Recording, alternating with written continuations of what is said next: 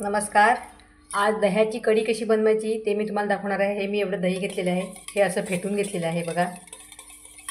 फेटून घेतलेलं आहे. हे असं मॅश केलेलं आहे. हे बघा एकदम मस्त ग्रेव्ही झालेली याची. आणि त्याच्यासाठी लागणार आहे ह्या 3 मी लसणाच्या पाकळ्या घेतलेल्या आहेत. हा एक मिरची घेतलेला आहे छोटासा. हे आलं घेतलेलं आहे आणि कोथिंबीर घेतलेली आहे. ह्याचं मी आता वाटण करणार आहे खलबत्त्यामध्ये. आणि हे जिरे आणि काळी मिरी ह्याची पूड घेतलेली आहे थोडीशी. आणि ही थोडीशी हळद घेतलेली आहे ह्याच्यामध्ये. आणि हे मीठ आहे टाकायला वरून. आणि ही वरून त्याच्यावरती कोथिंबीर टाकणार आहे मी. तर चला बघूया आपण. सर्वप्रथम आपण हे वाटण बनवून घेऊया खलबत्त्यामध्ये.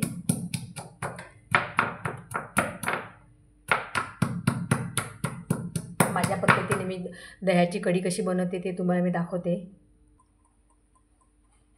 1 मिरची, 3 लसणाच्या पाकळ्या, कोथिंबीर आणि आल्याचा एक छोटासा तुकडा ह्याचं मी वाटण बनवून घेतलेलं आहे. आणि ह्या बाउलमध्ये ह्या भांड्यामध्ये मी तेल टाकलेलं आहे. हे बघा, तुम्हाला जसं हवं तसं तुम्ही टाकून घ्या. हे त्याच्यात तेल टाकलेलं आहे. आता मी गॅस लावते. हे बघा, मी तेल टाकलेलं आहे याच्यामध्ये.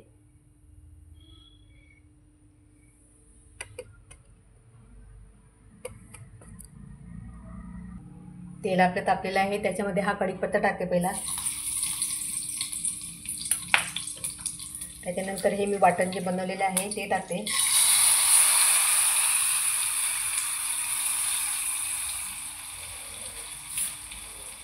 थोडंसं हलवते.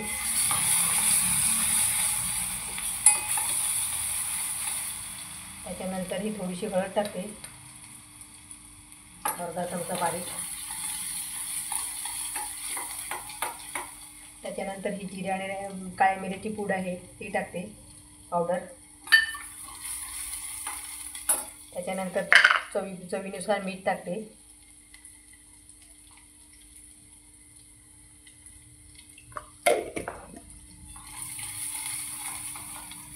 आणि आता हे जे मी दह्याचं जे केलेलं आहे ग्रेव्ही त्याच्यामध्ये मी थोडंसं पाणी टाकलेलं आहे, कारण जाड नको दही म्हणून कढीसाठी. तर मी हे फोडणी देते त्याच्यात. बघा किती सुंदर झालेली आहे.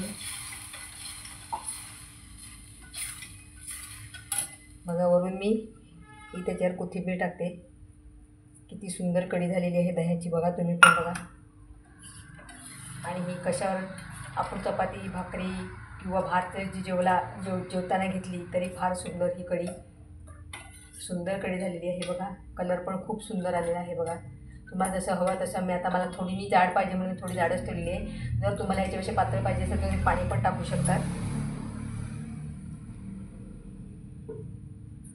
तर अशा प्रकारे मी ही दह्याची कढी बनवलेली आहे बघा माझ्या पद्धतीने. जर तुम्हाला आवडली तर लाईक, शेअर आणि चॅनलला नवीन असाल तर सबस्क्राईब करा.